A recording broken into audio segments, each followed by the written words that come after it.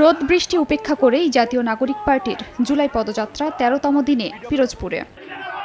রোববার সকাল ১১টায় দলটির কেন্দ্রীয় নেতারা পিরোজপুর সার্কিট হাউস থেকে পদযাত্রা শুরু করে। এরপর শহরের বিভিন্ন সড়ক প্রদক্ষিণ শেষে শহীদ মিনারে এসে পথসভায় মিলিত হয়।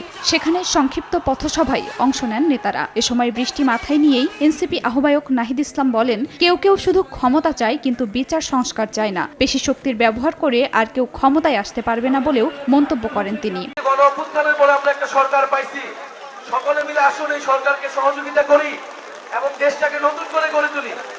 কিন্তু আমাদের সেই আহ্বানে সবাই সাড়া দেয় নাই। কেউ কেউ শুধু ক্ষমতা চাইছে, শুধু দ্রুত নির্বাচন চাইছে, সংস্কার তাদের কাছে গুরুত্বপূর্ণ মনে হয় নাই। কিন্তু আমরা বলছি সংস্কার লাগবে এবং এই আওয়ামী লীগের বিচার লাগবে এবং একটা নতুন সংবিধান লাগবে। সংস্কার, বিচার, নতুন সংবিধানের মাধ্যমে আমরা দেশটাকে পুনর্গঠন করব। দেশের অর্থনীতি, দেশের সংস্কৃতি সবকিছুকে আমরা নতুন করে যাব। চাঁদাবাজ দুর্নীতিবাজদের রুখে দিতে গণঅভ্যুত্থানের শক্তি এখনো রাজপথে আছে বলেও হুঁশিয়ারি দেন নাহিদ ইসলাম। জুলাই গণঅভ্যুত্থানে হয়তো আমাদের সাথে অনেক দলমত ছিল, কিন্তু দেশের সংস্কারের পক্ষে আজকে যদি কেউ না থাকে, আমরা যে তরুণরা রাজপথে নেমেছিলাম, আমাদের আহ্বানে যারা আপনারা নেমেছিলেন, আমাদের আহ্বানে যারা এসে শহীদ হয়েছিলেন, তাদের প্রতি আমাদের দায়বদ্ধতা আছে। আমরা রাজপথ থেকে সরে যেতে পারি না।